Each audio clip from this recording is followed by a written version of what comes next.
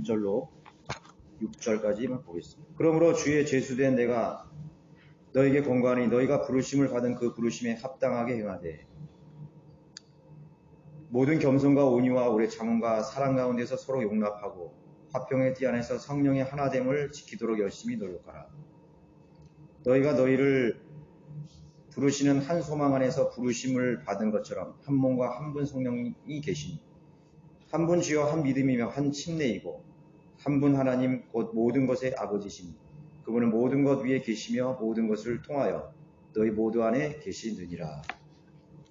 여러분들 거기 교재 40 이상적인 연합 거기 박스 안에 보시면 그러므로 주의 제수된 내가 너에게 권고하노니 너희가 부르심을 받은 그 부르심에 합당하게 행하되 모든 겸손과 온유와 오래 참음과 사랑 가운데서 서로 용납하고 화평의 띠 안에서 성령의 하나됨을 지키도록 열심히 노력하라.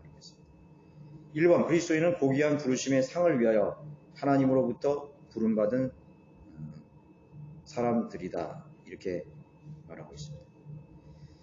그 작은 1번 부름받은 그리스도인의 일과 직업, 즉 본업은 그 부르심에 순종하는 것이다. 그리스도인이 이 땅에서 갖는 직업은 그리스도인으로서의 본업을 유지하기 위한 수단으로 여겨야 된다. 그러니까 그리스도인의 직업관이라는 것은 사실 중요하죠. 이런 그리스도인으로서 다 생업이 있잖아요. 그래서 전문성을 가져야 됩니다. 직업 정신이 있어야 돼요. 경찰은 경찰의 직업 정신이 있어야 되는 거고 공무원은 공무원의 직업 정신이 있어야 되는 것이에요. 그래서 우리는 직업이 없는 사람들을 하나님의 일꾼으로 절대로 세우지 않습니다. 성경대로 믿는 사람들. 뭐 이것저것 하다가 다 실패해서 에이 신학교나 가자. 이 개신교회에는 그런 사람이 굉장히 많아요. 뭐 이것저것 안 하다가 실패하니까 하나님이 그래서 부르셨는가 보다. 그렇게 생각합니다. 아니에요. 성경에 보면은 하나님 자기 직업에 대해서 신실한 사람을 부르셨어요. 여러분 그 성경의 저자들 보세요. 전부 직업에 있어서 직업의식을 가진 사람들이에요. 누가라는 사람, 그다음 베드로. 여러분들 그 직업 어부들 얼마나 열심히 그 자기 일에 생업에 충실했어요. 그런 사람들을 부르는 거라고. 또 뭐 세리도 불렀죠. 자기 그 직업에 충실한 사람들이에요. 충실한데 또 목자를 부르죠. 목동을 불렀잖아요. 다윗을 불렀고 아모스 같은 그런 농부들도 불렀고 말이죠. 직업이 없는 사람들을 마치 직업이 자기가 어떤 일을 하지 못해서 이것저것 다 실패하니까 하나님 불렀다고 생각하는 게 절대로 아니에요.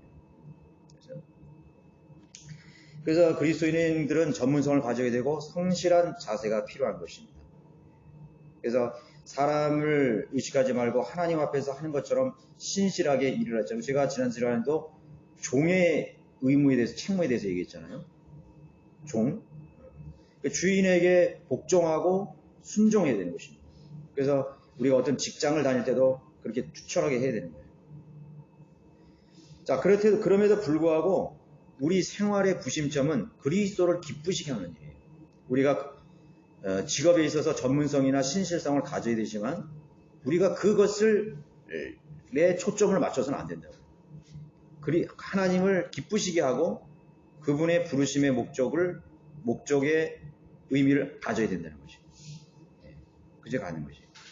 그러니까 그런 것들이 사실 굉장히 힘들 수가 있죠. 힘들 수가 있습니다. 여러분들이 하나님께서 내가 왜 일을 생업에 종사하지만은 사실 그것은 내가 이 세상에 그거를 하기 위해서 이 세상에서 거듭 하나님께서 이 세상에 그것을 하라고 부르신 건 아니라는 것이에요. 그런 게 아니라고. 여러분 사도행전 18장 한번 보십시오. 18장 1절로 3절까지입니다. 이런 일이 있은 후에 바울은 아테네를 떠나 고린도로 와서 클라우디오가 모든 유대인은 로마를 떠나라고 명령했기 때문에 최근에 이탈리아에서 온 폰토 대생 아킬라라고 하는 유대인과 그의 부인 프리스길라를 알게 되어 그들에게 찾아가니라. 그가 동일한 업종의 종사였기 때문에 그들과 함께 머물면서 일하였으니 이는 그들이 생업으로 천막을 만드는 사람이었더라. 이게 무슨 말이죠? 사도 바울은요 직업을 가지고 있었던 거예요. 텐트 메이커였던 것이. 천막을 만드는 일이에요.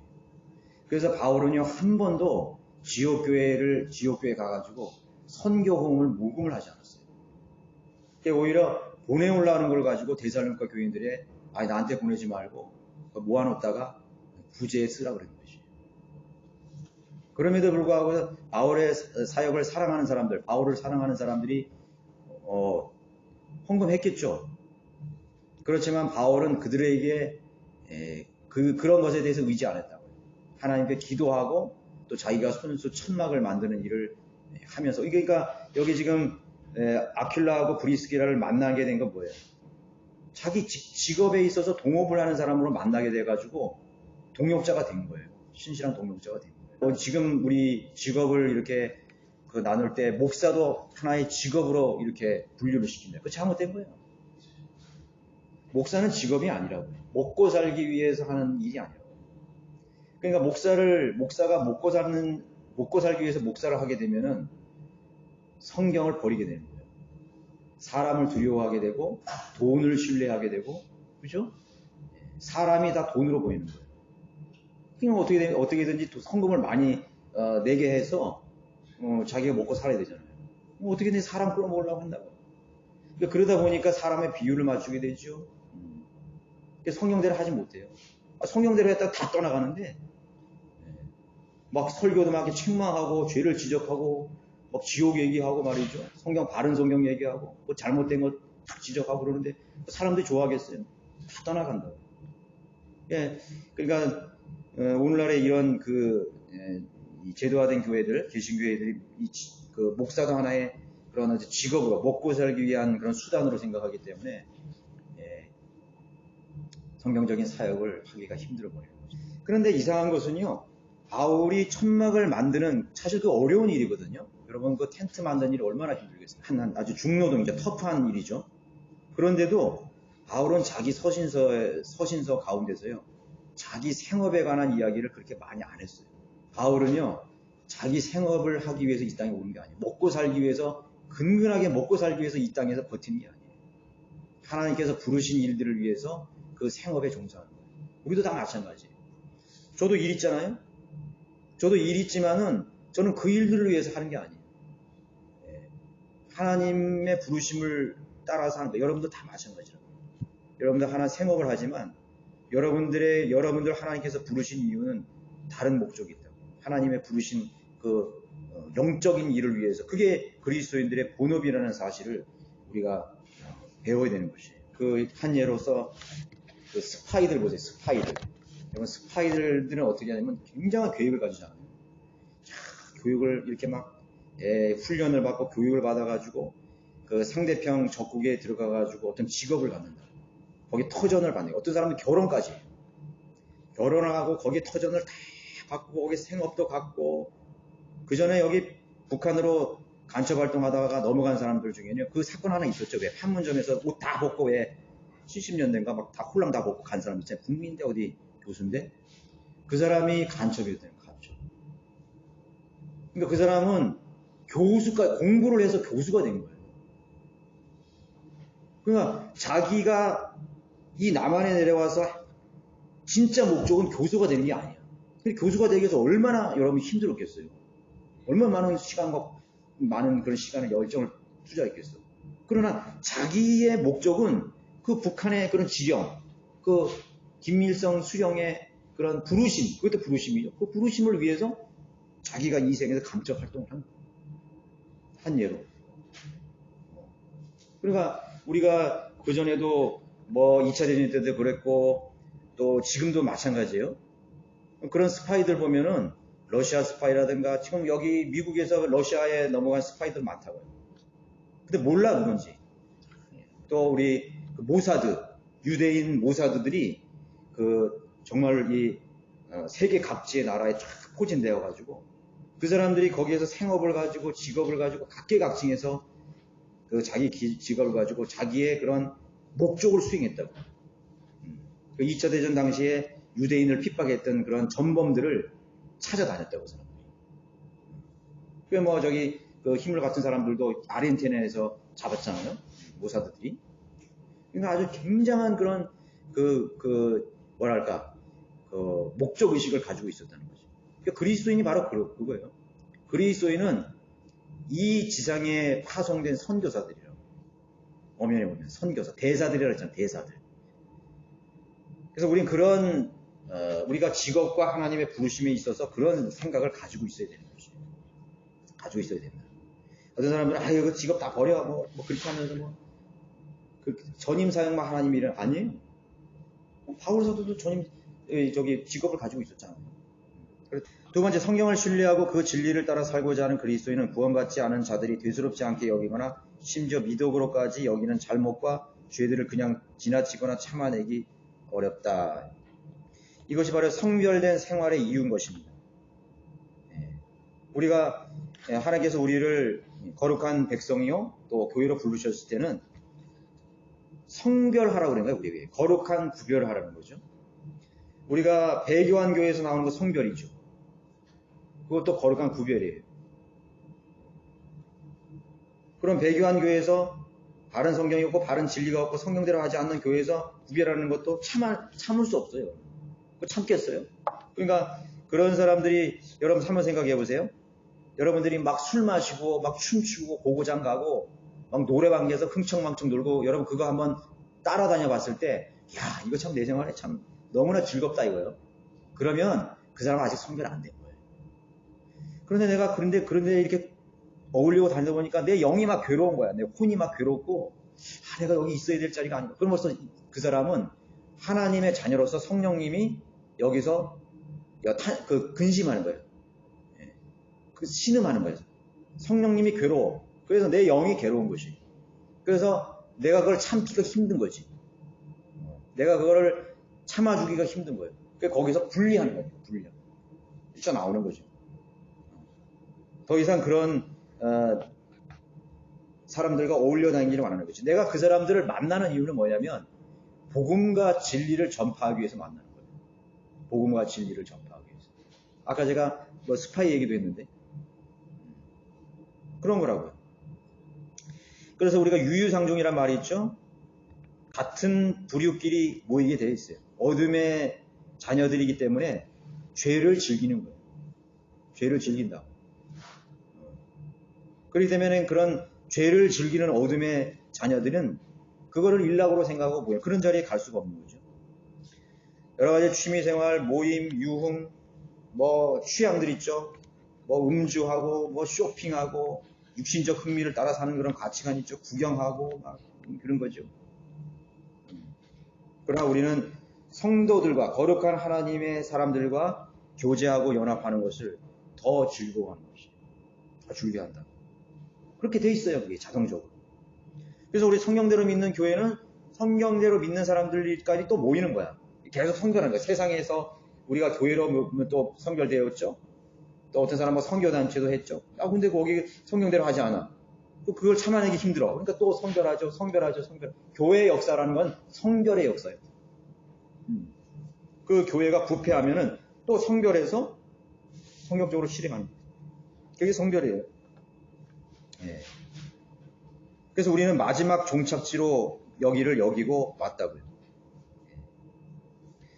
그래서 우리는 이제 성령들을 믿는 그리스도인들은 캠프도 하죠. 수련회도 하죠. 그 다음에 또 건전한 성도들의 교제도 하죠. 그 다음에 전도 여행을 한다고. 복음 전파를 하는 그런 모임이에요. 그 전에 어떤 청년이 어떤 교회 갔는데 맨 교회 가니까 청년들이 놀자판이고 노래방 가고 심지어는 막 노래방 가서 맥주도 마시더래요. 그냥 자유주의 그런 교회였나봐. 감리교회. 그래서 교회를 막 이렇게 찾다가 어떤 그 목회자를 만났는데 전화를 했는데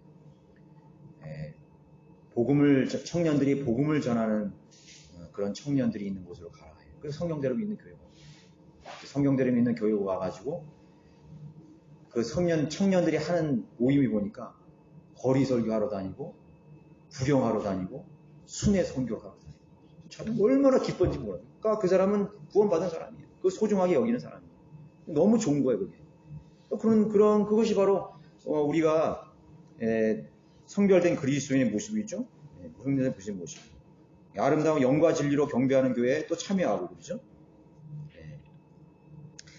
세 번째, 일부 그리스도인은 옷차림이나 음식 먹는 것 같은 사소한 일들에 대해서까지 강한 신념을 갖기도 한다. 간혹 이러한 것들은 같은 그리스도인들 사이에서도 서로 간의 의견 차이를 넘어 갈등을 가져오게 한다. 그런 사람들이 있어요.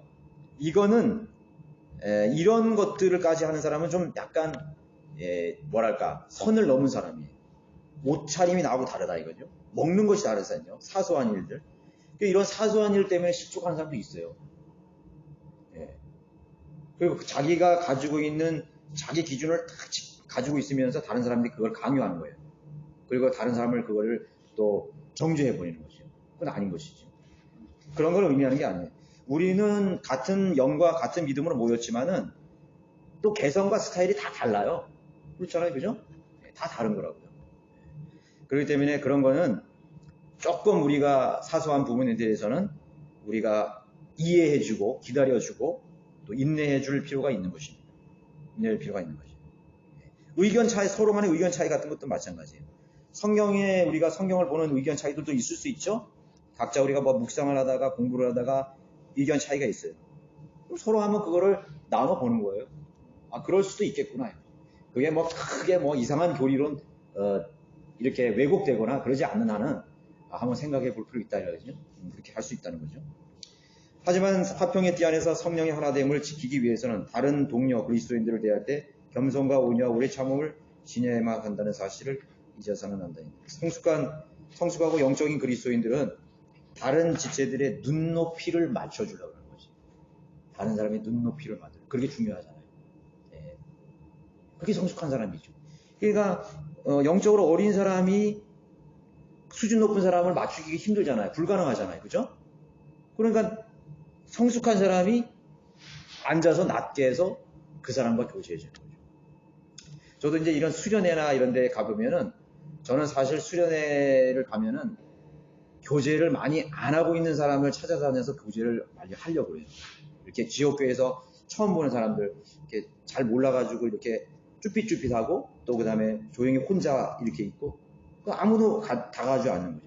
그래서 성숙한 그리스도인들은 그런 사람들 찾아가는 거예요. 내가 성숙했다 그러면 내가 그냥 찾아가서 어디서 오셨나 그래서 참 잘 왔다. 그리고 그 사람은 또 어떻게 해서 여기 왔는지 구황관절도 들어보고 그럼 그 형제나 자매는 너무 좋아하는 거예요.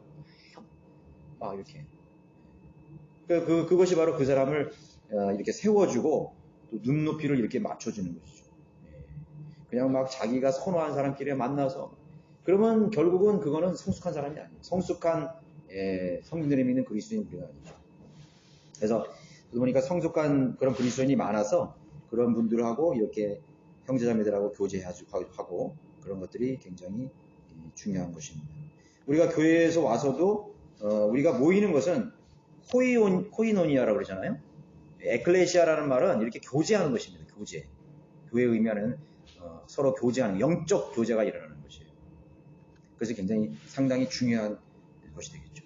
49페이지에 넘어가시면 그 박스 안에 그러므로 너희는 하나님의 택함을 받은 거룩하고 사랑받는 자로서 자비로운 마음과 친절과 마음의 겸손과 온유와 오래 참음으로 옷 입으라. 형제들 어떤 사람이 무슨 잘못을 범하였으면 영적인 너희는 온유의 영으로 그런 자를 바로잡고 내 자신을 돌아보아 너도 시험을 받지 아니하도록 하라. 사람이 우리가 이런 성경대로 믿는 교회에 와서 착각을 하는 이유가 가장 크게 착각이 뭐냐면 지식을 늘리는 것이 바로 성경대로 믿는 사람이다라고 생각하는 거예요. 그게 진리 지식에 이르는 거 아니에요. 절대로 그렇지 않다고요. 성경을 조직적으로 체계적으로 문자적으로 아는 거 중요해요. 굉장히 중요합니다. 그러나 그와 동시에 우리는 바로 이런 말씀들 있잖아요. 어려운 교리의 말씀만 중요한 게 아니에요. 이런 말씀이 중요한 거예요. 영적인 너희는 온유의 영으로 그런 자를 바로잡고 돌아보라. 너희들 시험 받지 않게 하라. 그리고 마음의 친절과 마음의 겸손과 온유와 오래자 이게 바로 성경대로 믿는 진리의 지식을 가진 사람들의 인격과 성품이라고 내면적인 지식이라고 이게. 그랬을 때 그 사람은 진리의 지식에 이르게 되는 거예요. 그것이 안 되면 자기가 알고 있는 지식으로 다른 사람들을 정죄하기 시작한다. 업신여기게 되고 판단만 하게 되고 그렇게 되는 것이죠. 그렇죠? 그러니까 우리가 외부인들에 대해서도 마찬가지죠. 이렇게 융통성 있게 이렇게 다음에 또 만날 수 있는 그런 그 여지를 열어놓고 만나야 되는 거지.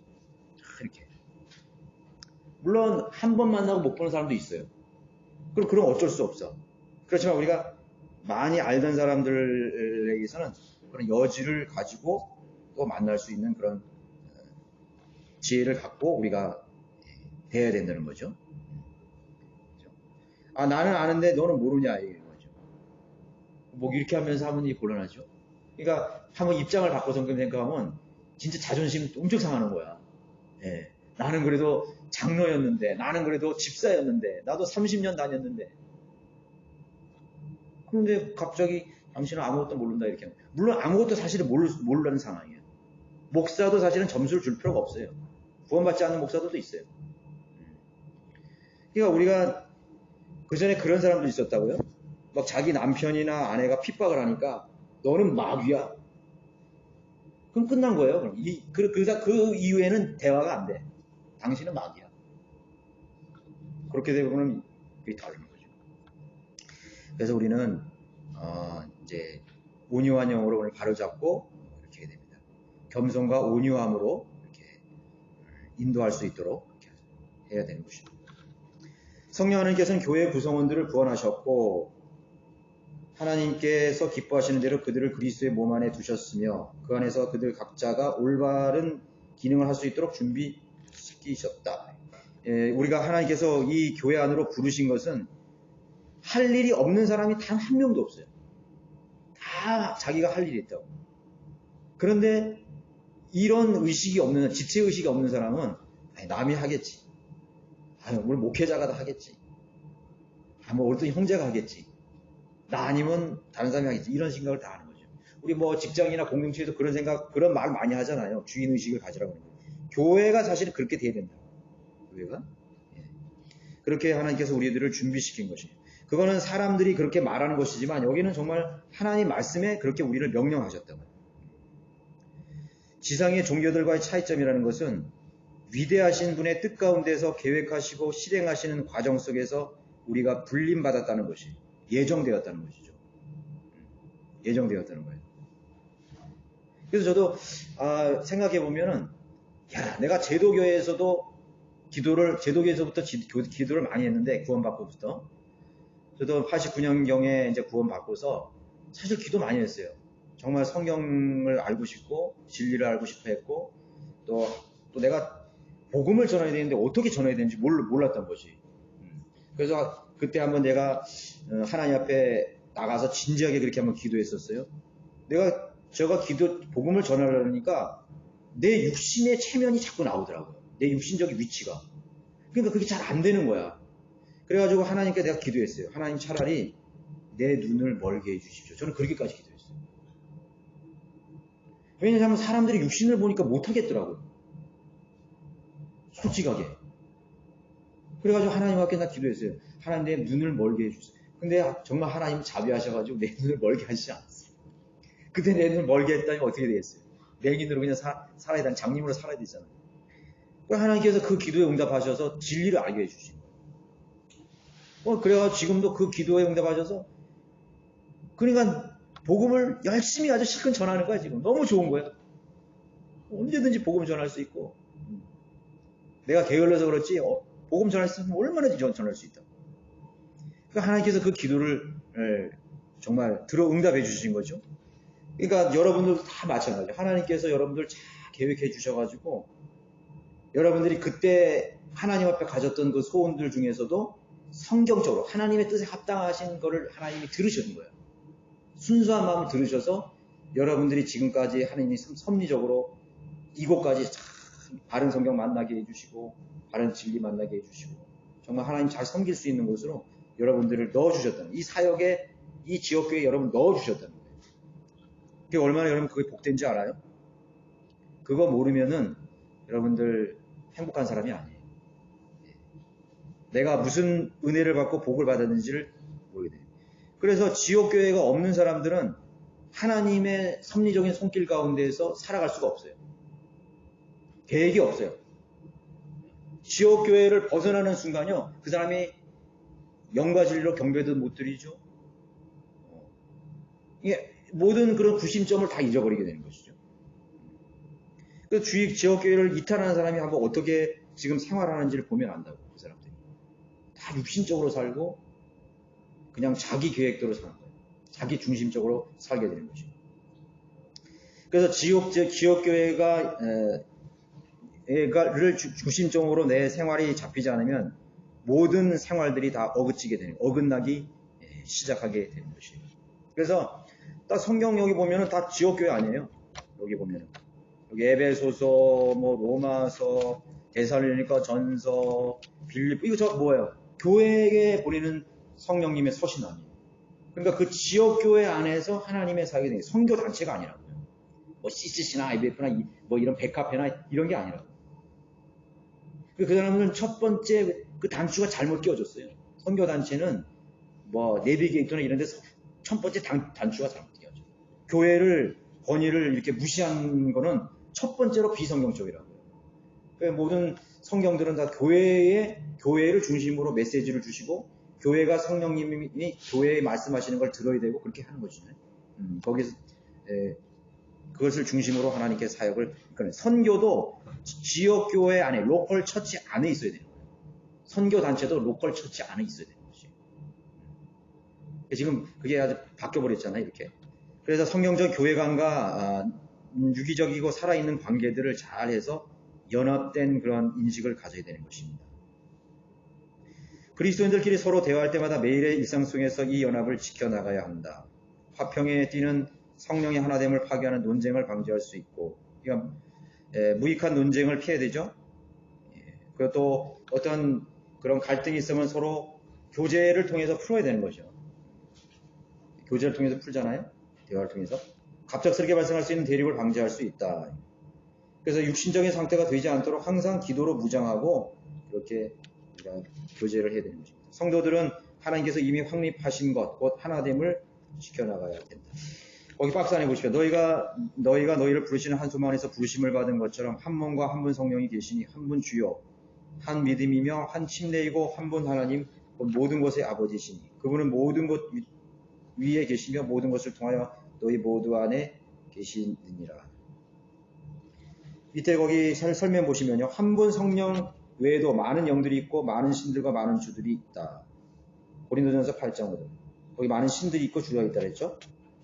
침례 역시 한 침례 이상의 침례들이 있다. 그러나 오직 한 분의 참 하나님이 계시고 이 시대에 믿는 자들을 위한 하나의 진짜 믿음이 있는 것이다. 이 구절에서 말씀하는 한 침례는 성령께서 그리스도 안에서 믿는 자들에게 행하시는 하나의 진짜 침례, 곧 성령 침례를 가르친다. 그러니까 우리 여러분들 분별력이라는 게 그래요. 다 하나님이죠.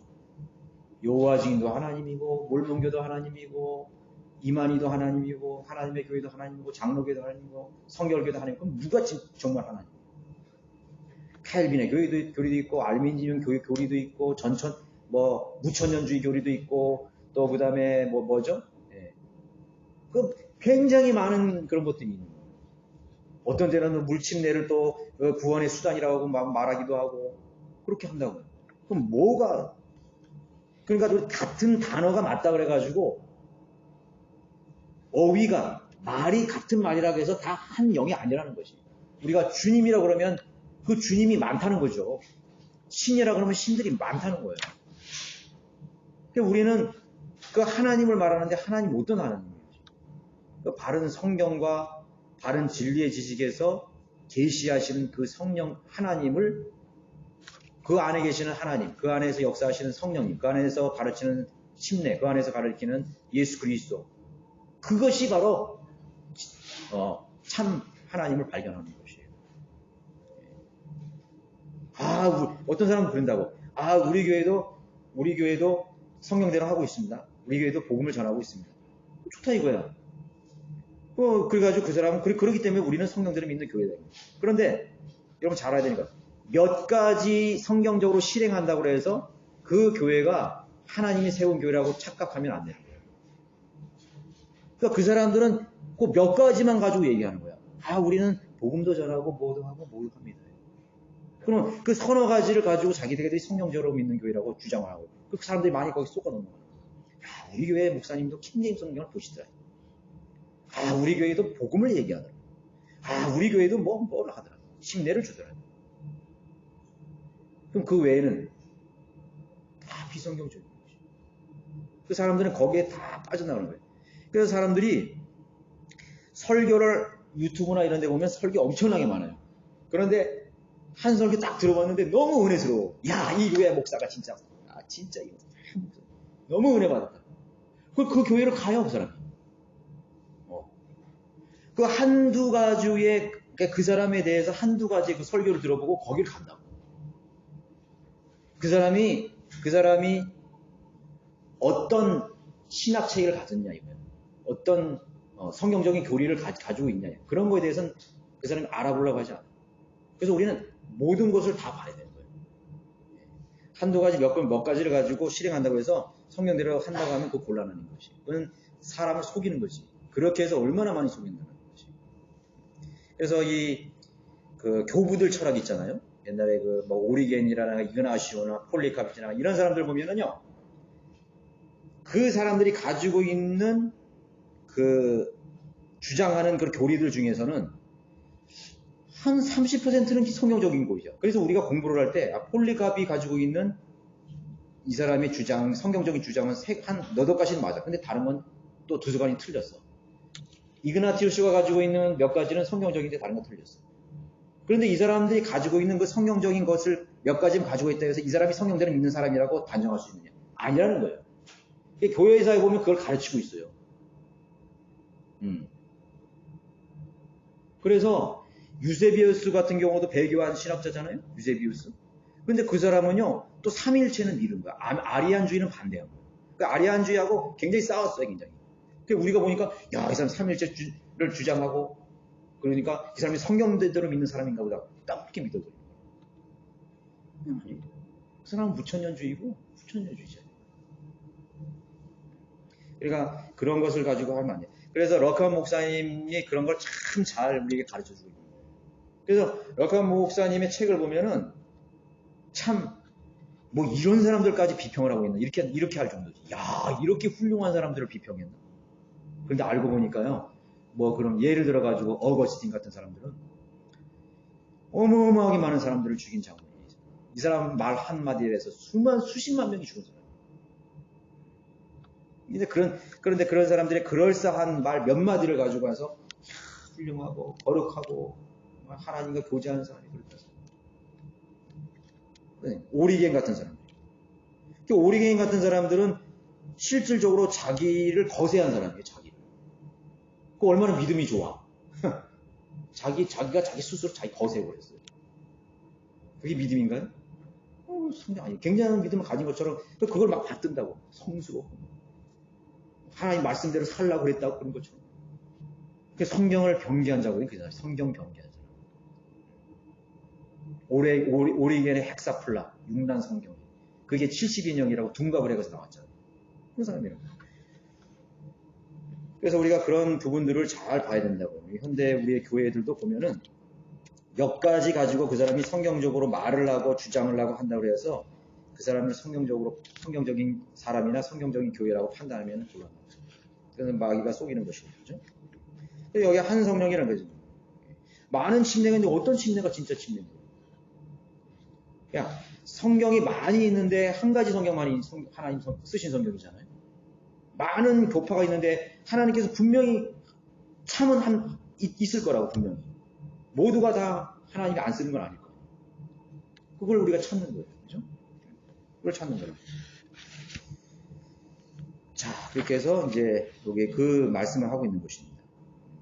이 성령 침례를 통해 구원받은 그리스도인들은 모두 그리스도 안에 또는 하나님 안에 거하게 되고 그리스도와 한 몸을 이루게 된다. 물침례는 구원의 모형으로서 한 성도가 성령 침례를 받았다는 사실을 모든 회중에게 공개적으로 확인시켜 주려고 받는 것이다. 그러니까 물침례의 조건이 뭐냐면 거듭난 사람이죠. 거듭난 후에 물침례를 받는 거예요. 거듭나기 위해서 물침례를 받는 게 아니라. 근데 지금 이거 스위치된 교리들 있잖아요. 당신이 마음으로 믿고 물침례에 순종해야 구원받는다. 그렇게 하는 교회들, 그게 그리스도의 교회예요. 그리스도의 교회. 여러분 그리스도의 교회 아시죠? 그리스도의 교회가 물침례로 구원이 완성된다고 얘기하는 거예요. 럭커만 목사님이 그렇게 말하잖아요. 그 물개들이라고. 물개들이라고 그렇게 놀려요. 물침례를 받아야 구원받는다. 순복음교회도 마찬가지예요. 지금 오순절 순복음교회도 침례 주더라고요. 근데 그 사람들이 말하는 건 믿음으로 받고 성령 세례도 받고 물침례도 받아야 된다고. 여러분 모르는 사람이 계실 거예요. 순복음교회도 그 깊이 들어가면 물침례가 완성이에요.